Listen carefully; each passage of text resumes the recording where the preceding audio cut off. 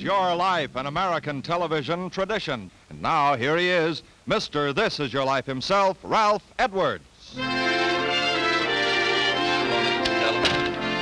Our teenagers today are molded by many influences, some profound, some lighthearted, each important in its way. And one of those lighthearted influences is popular music. Right now, the curtain in our This Is Your Life studio is going up on an exciting group of people. Without their seeing us for a moment, let's take a look at them through a camera. Now, there they are. Favorite popular young singers, Frankie Avalon, Andy Williams, Fabian, and Connie Francis. And there's famous television disc jockey Dick Clark and educator Dr. F. Willard Robinson of the Los Angeles City Schools. One of them is about to be our guest of honor on This Is Your Life, but he doesn't know it yet. He thinks he's about to take part in a panel discussion of teenage music. Let's go in and surprise him. Excuse me, my name's Ralph Edwards, and hi, y'all. I've met all you other panel members, but until this moment, I haven't had the pleasure of meeting you and saying to you, Dick Clark. Hi, Dick. Musical star maker, America's #1 disc jockey, host. Oh, my, he's become a spokesman for the great, wholesome majority of American teenagers. Tonight, Dick, this is your life. All right. Dick, these friends of yours here have helped us surprise you. Our thanks to all of you singing stars and our sneaky fellas and girls that you are. And to you too, Dr. Robinson of the Los Angeles City Schools, thank you very much. Dr. F. Willard Robinson. No wonder he wasn't worried about this. Yeah, he wasn't worried about why should he? You're not going to be hurt. Dick Clark, if you'll step down, we'll find out why these friends on stage with you and those in our studio audience and millions of others across the country think you're such a great guy. Yeah, but he didn't explain this one, did he? He's very vague. Dick Clark, this is your life, the life of one of today's outstanding television personalities. As master of ceremonies of 2 nationally televised record and dance shows, American Dance Band on weekdays from Philadelphia, and the Dick Clark Show on Saturday nights from New York City, you have a combined weekly audience of, let's say, 50 million Americans at least, and you receive 50,000 letters a week from your teenage fans, which you answer through your Sunday column in This Week magazine. Circulation almost 12 million. Frankie Avalon. You sneaky devil, you. Mr. Edwards, I'll always be grateful to Dick for the faith he had in me. And when things weren't going so well, Dick played a record of mine, Dee Dee Dinah, and that was on a Thursday, and on a Monday, I was on my way. So, and also, Dick isn't just a maker of hit records. He's a real good friend and a counselor for teenagers.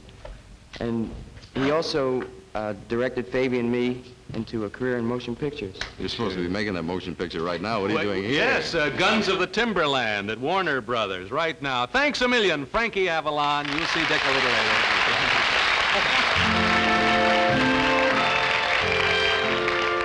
America's youngest star maker, Dick Clark. You're born in Mount Vernon, New York on November 30th, 1929, and christened Richard Wagstaff Clark.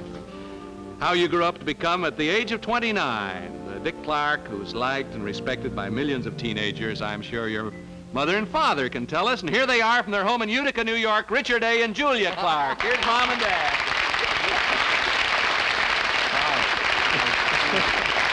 Let Mom get on that side of you, Dick. What sort of interest did Dick have as a boy, Ms. Clark? Oh, Dick always loved music, and he loved being outside. He and the neighborhood children spent hours building tree huts and digging tunnels out in the woods and back of where we lived. You helped us build one of them once. She got the car out one time and tied a long rope to it to hoist the roof up to a 2-story hut we built. That's the kind of mother to have, isn't it? Not too many of these around. Yeah, and later at Mount Vernon's A.B. Davis High School, Dick, although you're too light for football, not quite fast enough for the track or swimming team, you try out for these sports, and one spring... I was an all-American failure when it came to athletics. You win a certain athletic competition, though. What was that? The push-up contest. Oh, This was the one thing I could do. A friend of mine and I spent many, many hours practicing push-ups and sit-ups. I don't think I could do more than 5 now, but at the time I would. You still hold the record, I think, there at A.B. Davis. Mr. Clark, was Dick's youth always a happy one? Oh, for the most part, Ralph. Of course, there were some sad times. He had an older brother, Brad. He loved and admired him very dearly. Brad was quite an athlete. Football and a speed swimmer, and Dick, of course, tried to follow in his footsteps. But after Brad's death in World War II, Dick was a high school freshman then. It did something to him. He was pretty depressed for a long time, but he got over it and decided that he'd have to stand on his own 2 feet. And later he became president of his high school student council. Thank you both very much, Mr. and Mrs. Clark, for flying out here from Utica, New York, to help us honor your splendid son. Here's Fabian.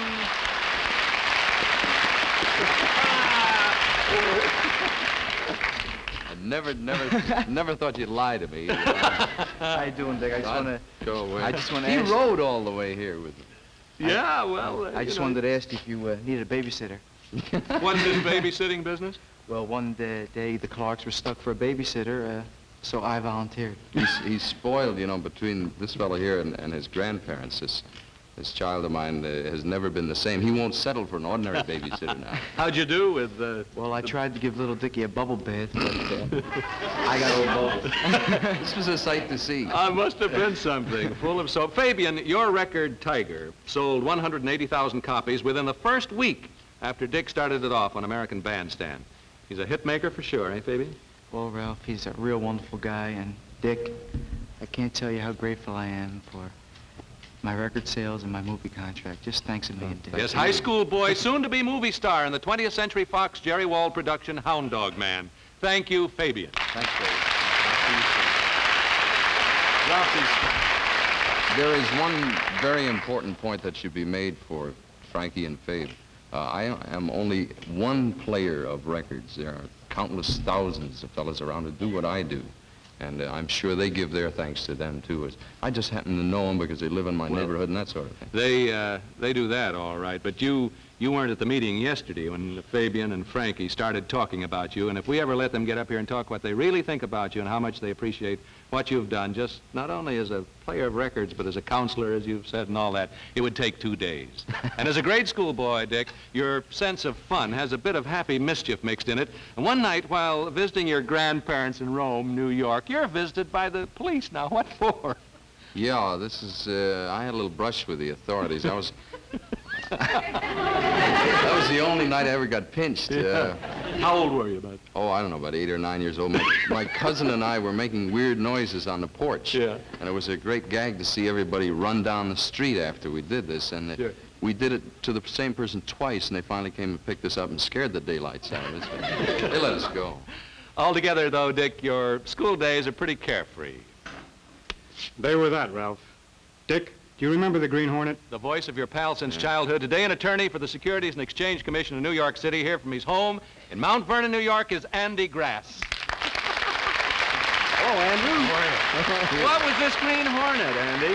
Well, that was a 15-year-old sedan, Ralph, that Dick and I used to have drive around town, pick up records for his record collection. He owned the front half, and I owned the back half. Well, he was always looking around for records, wasn't he? All the time. I think even then he was able to pick a hit record before anybody else. Well, now, Andy, I expect that car, the Green Hornet, came in handy for double dates, too, didn't it? Oh, very much so. I remember one in particular, Halloween of 1945, in our junior year. I had a pretty new girl in school with me for my date. It was a girl that Dick hadn't known, but had wanted to meet. Well, what This was... is a true friend, you know. Yes. What was that new girl's name, Dick? Her name was Barbara, Yeah. And she turned out to be... my wife. Yes, you left her at home in Philadelphia day before yesterday. You think, but here she is now, your lovely wife, Barbara Mallory Clark. Here's Bobby. Thank you. You were talking about a double date, Andrew? Yeah, what about... Well, you were my date that night, Yeah. but soon after you became Dick's girl for good. Right. Thank you, Andy Grass, for flying out from Mount Vernon, New York, to tell us how these two fine kids met. This sneaky devil. I stole his girl and he stole mine because the girl I had been going with, he married eventually. Is that how that worked out? We'll do Andy's life next week and get Dick on it. Sit down, gang. David Seville. How are you, buddy? Creator of the Chipmunk song, which has already sold 4 million copies. That's right, Ralph. And I must say that my old buddy here, Dick, had an awful lot to do with the way that song became a success, for which I'm very grateful. Dick, but I want to ask you something. The Chipmunks are growing up, and they'll be teenagers after a while, and they're going to get involved in marriage, I think. And did you and Barbara have any problem while you were in high school about getting married rather than going on to college? I don't know. We fought this out, I guess, as everybody does, but not too seriously. You both thought probably better to go through college first, is that it? Oh, I think not only we agreed, but our parents agreed, too. So that made it kind of easy. Everybody was in agreement. David Seville, thank you for being here with us and seeing your old pal, Bobby.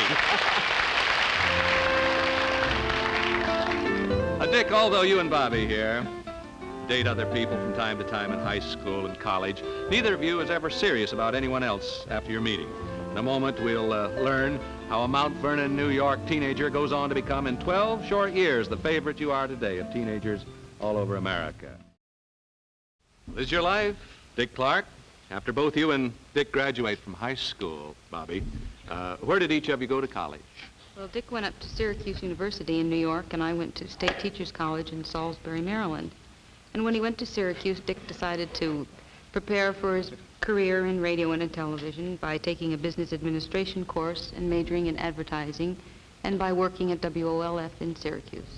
But it isn't all work in your college days, Dick. You take a leading part in campus activities, and also you do some driving from Syracuse, New York to Salisbury, Maryland, for a good reason. We understand some of those winter trips down to see Bobby were pretty cold. How did you keep warm on the way? Oh, I had at the time a 1934 Ford convertible that didn't have a heater in it. And this was in the middle of the winter, and it's not a bad drive down there, except this took 17 hours once. I had an old horse blanket in the thing, a hand warmer that you lighted, and I put that in my pocket and wore my galoshes. Youth is wonderful, you could never do this again. And by the time you graduate from Syracuse University in 1951, Dick, your father's become manager of radio station WRUN in Utica, but not wishing to trade on his name, you get a job as newscaster on Utica station WKTV, using the name Dick Clay. You worked there for about a year, gaining valuable experience, and remarkably for a newscaster, a personal following of high school students. Spring 1952, your father agrees with you that the next step in your radio television career ought to be into a larger market area, and he sets up an interview for you with the manager of station WFIL-TV in Philadelphia. And here from his home in that city, where today he's vice president of Triangle Publications Radio and Television Division, is that former manager, Roger Cliff. I just saw you a few days ago. Always fast coming back. Roger, will you tell us your impression of Dick when he came to see you that day in 1952? Well, the minute he walked in, Ralph, I thought to myself, we certainly can use this young man. Mm-hmm. He was well-dressed, clean-cut, polite, a guy knowing where he was going. He gave me the feeling that you could count on him to do a job right. And when he asked me whether there was a radio or television job in the area, I said to him, what about our station? You arranged for him to be auditioned that same day. And now here from Philadelphia, where today he's program and production manager at WFIL-TV and also executive producer of American Bandstand, is the man who directed Dick's audition, Lou Klein. Here's Lou. How did Dick's audition go there, Lou? Dick was nervous and excited and impressed when he came to WFIL, and yet he had a quiet, confident manner about him. When he walked in, he brought with him his own script for a news show, a soup commercial, and a little write-up about himself. Dick was certainly a young man who knew where he was going and how to get there. And I was scared to death. Everybody liked him, and of course he got the job. Which is a lesson for all young people in search of jobs. Come prepared. Thank you, Roger Cliff and Lou Klein, for taking time out to fly here from Philadelphia to give us this insight into Dick's character. Dick, you'll see Roger and Lou and all the gang later at the party in your honor at the Hollywood Roosevelt Hotel, where your family and out-of-town friends have been staying. Andy Williams. Andrew, Sit down what happened there, to our Andy and panel? Dick. Yeah, what happened to the panel? They're coming in. You know, Ralph, my record of Hawaiian Wedding Song has sold pretty close to 1 million now. Two. And I don't think that Dick's playing it hurt at all. Incidentally, I think I was one of the very first performers to appear on Dick's American Bandstand program a couple of years ago. But Dick really started on WFIL in May of 1952, doing announcing and commercials. And about six weeks after he started, I think if Hawaiian Wedding Song had been popular, then it would have been very appropriate for Dick. Yes, Dick, That's the right. moment you feel secure in your new job, you get out your trusty old car and head for Bobby's home in Salisbury, Maryland, and a June wedding in 1952. And Dick was so busy those few weeks before the wedding with his new job that I had to buy my own wedding ring. It looks like a goodbye, too. I think it's going to be on there for a long time. Thank you, Andy Williams, for being here tonight, and good luck on your new Andy Williams show on another network this summer. good luck to you. You know, how you got all of these people are working constantly and they're making movies. He's got his own show. How did you get a hold of them, though? They came for you, and the difficult thing was to keep it away from you because you were here in the NBC studios, you see, and we had to really do some scallywagging. They had me running around like a fool. We got what they call a You should have been special doing telecast. push-ups, you know. That seems good. In June 1956, go ahead, you were saying about the special telecast. No, we got a special telecast that comes up on June 28th, and they've been having me work on that in a movie and so forth. So, and this was kind of extra added, and I couldn't figure out how we were going to get everything done in 2 days and go back to work.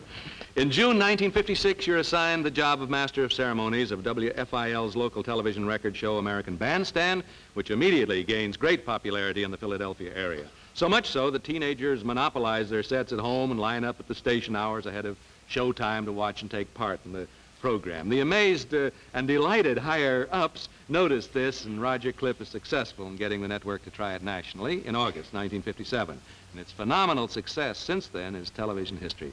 Dick, how did you feel when you first went on the network? Gee, I had been on the network once before, Ralph, doing commercials on Paul Whiteman's television show. That's right. But I had never been on all by myself with, you know, my own program. I was scared to death. In 1958, the network inaugurates, in addition, the equally successful Saturday night Dick Clark show from New York City. And in the midst of all this, as though there isn't enough excitement in your life, you become a father. On January 9th, 1957, Bobby presents you with Richard Augustus Clark II. Connie Francis. Hi.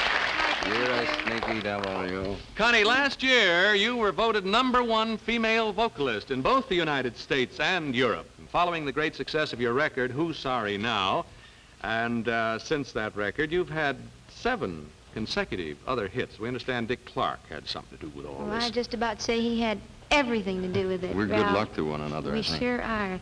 You know, I've been singing for about 11 years, Ralph. And New Year's Day of 1958, I'd been recording for 2.5 years, and nothing had ever happened with any of my records. And I was feeling very, very discouraged. And I went into the living room and turned on American Bandstand. And Dick Clark was playing Who's Sorry Now for the very first time. And he continued to play it for 30 days thereafter. And within 2 months, it had sold over 1 million records, all because of the push that he gave it. It's the truth. You know, it makes no difference to Dick who you are, but what you are. He's a beautiful man. And I think that just about everybody in the business says that we love him very, very much. Thank you, Connie Francis, for flying from your home in Bloomfield, New Jersey to be with us. She's an amazing young lady, Ralph, because as you know, there are not too many new, young, successful female vocalists, and she's just about the hottest thing there is around. Certainly is. And your past has been filled with music, Dick, and it's a good bet your future will be, too. Dick, here are 2 more important men in your life speaking about that baby. Another Dick Clark, Richard Augustus II. In the arms of your friend from Philadelphia, the producer of American Bandstand, come in Dickie and Tony Mamarella. Tony and Tono. What are you doing? Yeah, walking around on the floor? Oh, my. Ralph, you know, one thing about Dick, it's the respect and the affection that the young people have for him. You know, sometimes the crowd can get really out of hand, but they listen to Dick. And just a couple of weeks ago, when we were up in New England, Dick saw a girl who was in the crush of the crowd, wanting to get his autograph and whatnot, and he stepped off the bandstand very calmly, and he just walked over, got the young lady, brought her back, and just asked all the kids. The PA system had conked out. Asked all the kids if they just wouldn't kind of hold off, and for him, they do. You bet they do. Dick, Prell wants you to have this 16-millimeter Bell & Howell sound projector and electric eye movie camera, together with a film of this program for your future enjoyment. And Prell has asked Marshall Jewelers of Fifth Avenue, New York, to design these gold cufflinks for you right here. Oh, that's the charm bracelets. That's for you. Marshall wants you to have that, Bobby. Charms depicting events in your and Dick's life. Dick, you may sit there. Just sit down, Dick, if you want, old pal. And I'm the boss on this show, you understand? I mean, you know, those records and all that kind of stuff. Prell also, Dick, has had Marshall design this Dick Clark Trophy at Barb Warren showing you, with places for 23 names, which is to be awarded in your name for the next 23 years to the president of the Student Council of the A.B. Davis High School in Mount Vernon, New York, your old job. And finally, Prell has commissioned the well-known artist, David Immerman, to paint this portrait of Dickie for you. There you are. Oh, there you are. Body on there, too, I guess. Television headliner, star maker, family man, friend and champion of American teenagers, Dick Clark, this is your life. Good night. God bless you, Dick. Thank you very much.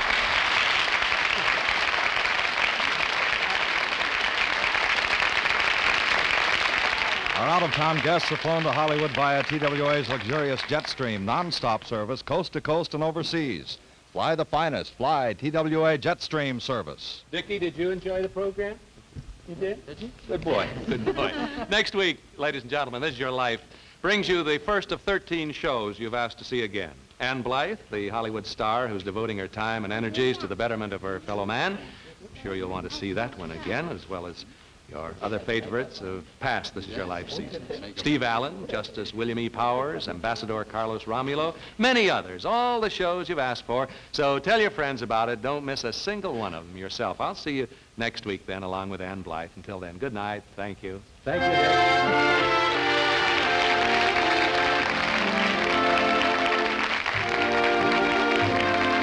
This Is Your Life is a Ralph Edwards production, produced by Axel Gruenberg and directed by Richard Gottlieb.